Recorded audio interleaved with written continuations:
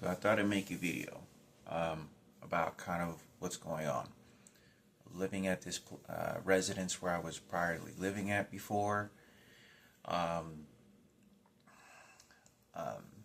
and so I was filing for unemployment. I filed for unemployment. Obviously, they have to do, whatever it is their system is to see if I qualify. I qualified for the financial money that I made. They do a combination wage from Vermont and Nevada. So they do the combination wage between whatever quarter periods that they have set, and then they figure out how much I made to how much I'll get per month per week, which I never make very much money at all. So what they do is they'll make sure, I'll make probably like no more probably than $400 a month, and probably a maximum like $1,000, if that. Anyway, it's a little bit of money they can help me get through. So I still need to complete my GED, okay? So I've already called the GED classes. There's 2 schools that will have classes that I can attend in person, which I think I can learn probably faster, and it'd be better for me. So one's in downtown, one is like a couple miles from here. It's 1 day a week for 2 to 3 hours each day of the week. So I'm really low on money, very low on money. So it's a big of a juggle. It's still pretty at the beginning of the month, and I have to figure out what my bus pass is going to be. So what I was planning to do is this is the idea, is going to take my GED classes twice a week, 2 to 3 hours each day. So it's Tuesdays and Wednesdays. Tuesdays I go to downtown. Wednesdays I think it's like a couple miles from here. So it'll help me kind of learn a little bit faster. So any material that I miss, and it'll give me a little bit more practice. But the thing is when I'm traveling there, I have to have money for food, right? I stop by, get something to eat. I have like $250, right, left in my account. So, and that has to last me for bus pass, food, and any other accommodations. So obviously when I go there, I have to make something to eat, rather I'm just going to eat here, which I'm going to be doing, which is I got my bean pot, so I'll be making like beans. I'm starting to boil eggs because it's supposed to be good for muscle tissue, retain muscle, and plus I'm older now.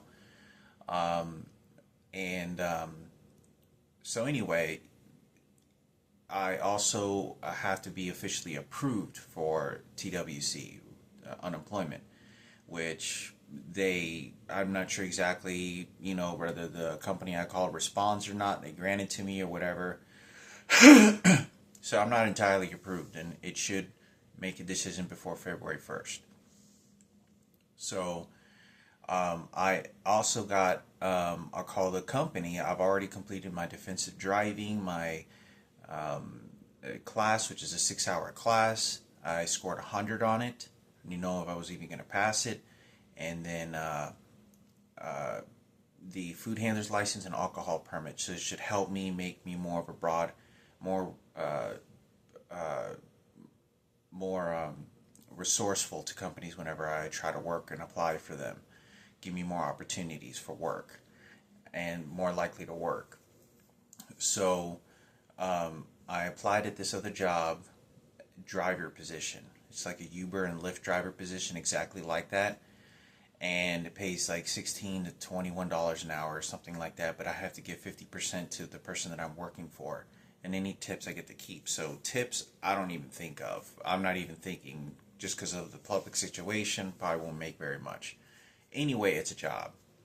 So, but if I take this job, I'll have to surrender my unemployment. But even if I'm approved for unemployment, it's good to have because I was already approved. And so when I'm working for this company, I just apply. I call them saying how much I'm making, whatever, or I tell them, I'm already working or whatever it is. So they have it set up so that if I only work a couple hours a week or something like that, I can still apply for unemployment. And if I make more than they're asking for, then they don't send me any money. If the next week I make less than I'm supposed to, then TWC will then pay me the 20 or 30 or $60 that I qualified for that week, but it's still income and it's guaranteed. But if I tell them that if I'm working full time, then they just put that in their system. And if I start working and I've never worked for a job more than a couple months, in most cases I'm expecting to get fired. Something will cause me to leave, or I'll have to get fired. So if I start working and I call the TWC and I'm working more hours and I'm working more enough hours where I have to basically say to the TWC that I'm working full time, I basically have to wait until I get laid off, and or whatever the situation. But the thing is that whenever you leave for a company, once you report to TWC, that they will tell me and say, well, how did you leave your last position? And so if you get fired, I don't know if it's you get fired. I don't know if it's you get fired or laid off exactly, but they won't grant it to you or some shit. Or in some cases, it's kind of always sketchy in how they make those decisions. But if I only work there for a week or only work there for 2 weeks, it means I gained a little bit of money. Whether the financial money is even worth for me to even work because I'm surrendering my DWC, but I've already been granted it. So anyway, let's just say I have to leave the job. I'd apply for TWC again, and then they ask me the same questions. How'd you leave? Not healthy environment, all this other, and they grant it to me. Then I had TWC. So I got to have this job for a little while, and then I get TWC. If not, then I'm all out of money. Basically, I have to keep looking for a job to work a day and hoping that I get laid off, or just a day temporary work, 2-3 days. Then I can reapply and then be granted my TWC that I've already been approved for. So it'll have income for me coming in. But in all this situation, I'm still trying to get my GED.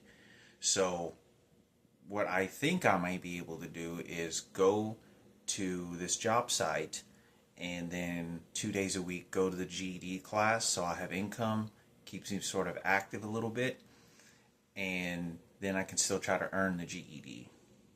I'm going to be able to accumulate and retain this information for the GED class. It's going to be really sketchy because the math part is pretty difficult. So I'm hoping to be able to pass it. So I'm going to go there, at least try. They have, it's from January 13th starting all the way until March. So if I skip this January to March, then it starts back in April. I think at the beginning of April or sometime in April. And then I'll continue to get classes again. But it's just a math class that I'm going to be attending. So given the idea that I'll only be attending a math class and it'll be summertime, it won't be too hot, but it'll start to warm up pretty intense, right? So yeah, it's kind of a bit of a juggle right now to figure out what I got to do. But financial money is probably more important right now, just so that I'm stable and then I can kind of get situated with more comfortability of whether GED classes is going to be better to take now or just wait until March or beginning of April. But then it's again, I have to learn to be patient. Or the thing is that in the classes that I'll be taking, I don't know how they're going to be teaching them. So I don't know if they go through math and subtraction and addition. And I may be able to kind of scatter and skip that for the first few weeks. But I don't know if they start with geometry right away. So I don't know what that is. So there may be a little bit of a grace period where I can miss a few weeks because I don't get approved or to see if I get approved until the first week or the last week of January. Last week of January to the first week of February. So right now is just seeing, right now what I'm doing is looking to see if I can take maybe some other certifications, where it's like, any type of certifications that I can take that's just like a few hours, an hour or two from OSHA or from some other program that can just help me accumulate a better looking resume, more qualifications.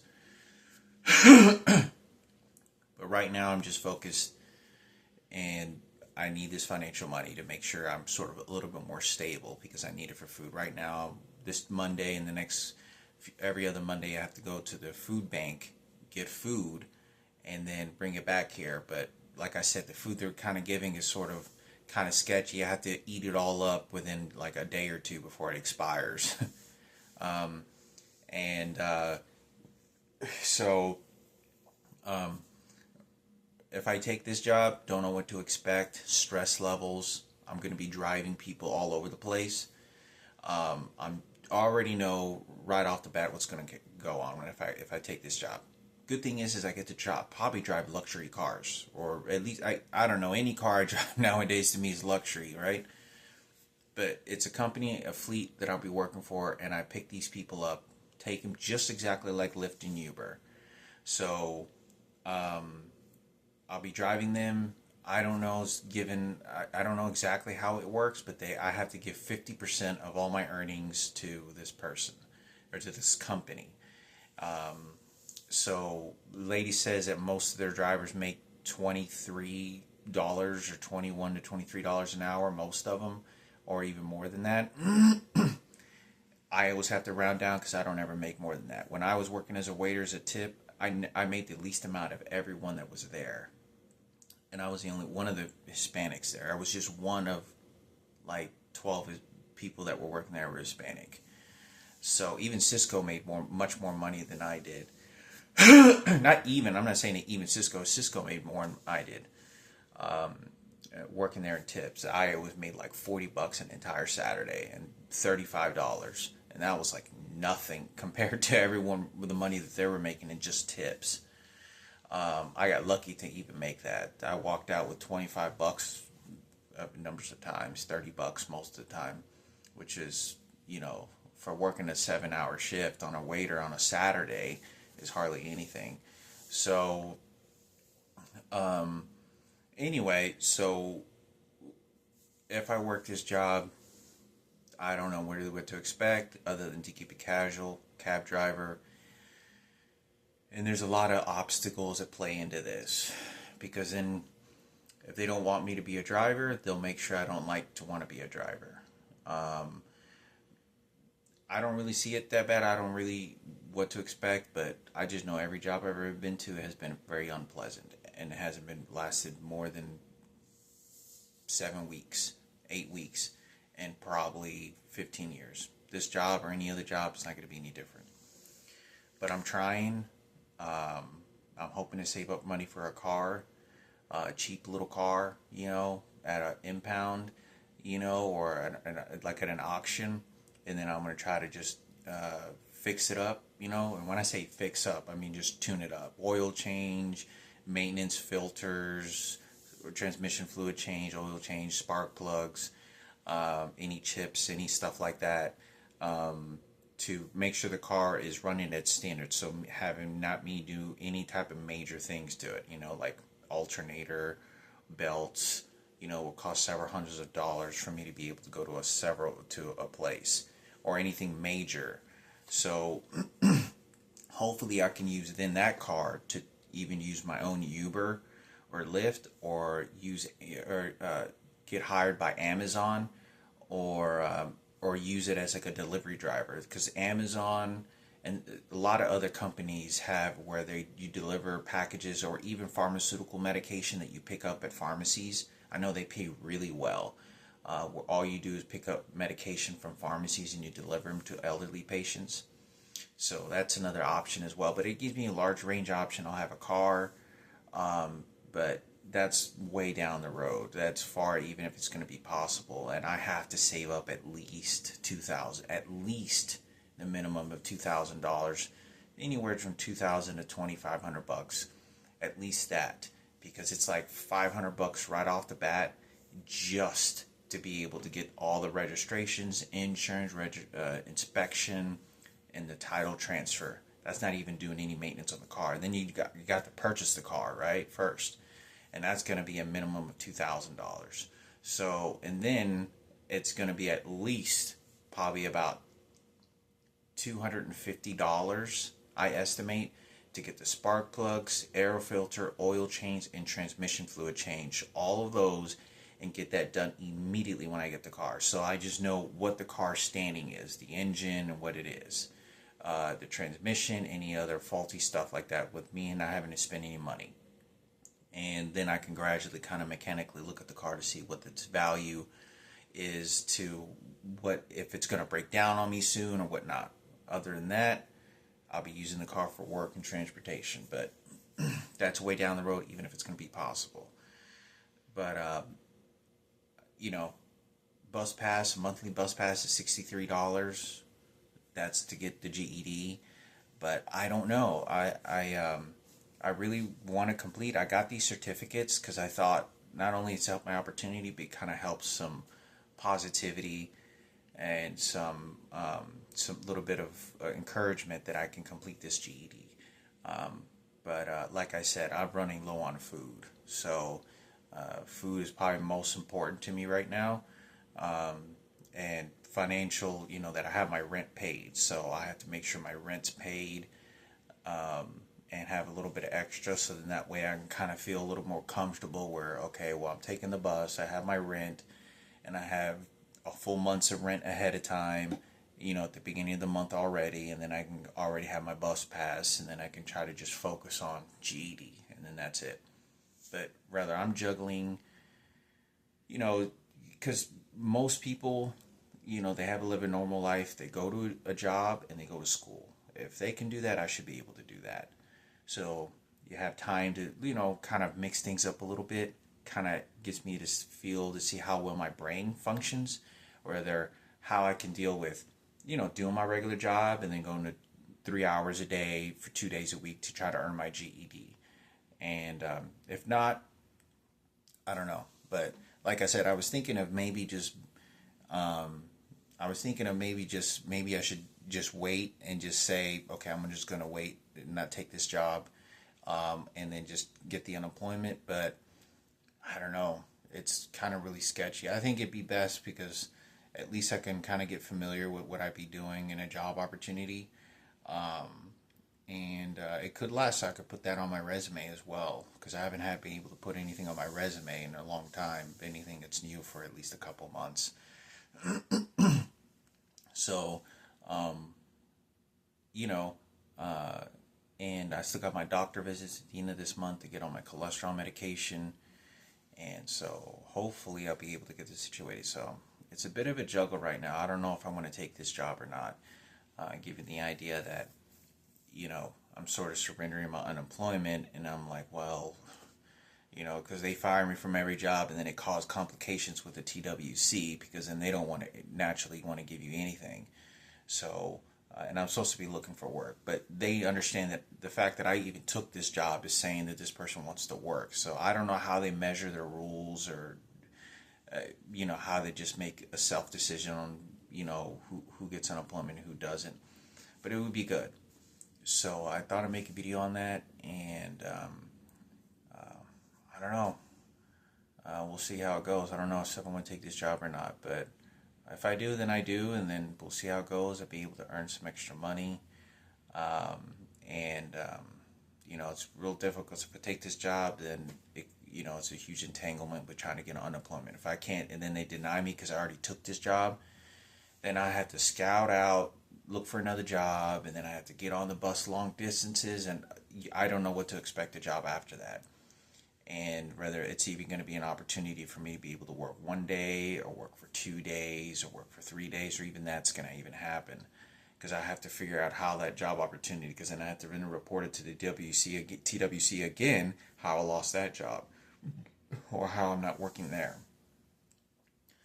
But yeah, I'm just trying to get a little bit situated, just so that I at least have a full month's of rent ahead of time, and then my financial orders kind of set to the side. So, but that's the whole situation. So, is to earn this GED is primarily is having healthy living environment, try to focus on my health, and earn this GED. That's primary. Financial, GED, and food. But we'll see how it goes. I don't know what to really expect right now. I'll keep y'all know the posted updates. I'll post on on the internet. But yeah, I got this alcohol's permit. Pretty simple. Alcohol's permit was probably much more difficult than the food handlers, in my opinion. But their certificates, they're good for 2 years. Defensive driving was a 6-hour online course with a final exam, and then and it's good for 3 years. And it definitely looks good on a resume to be a driver.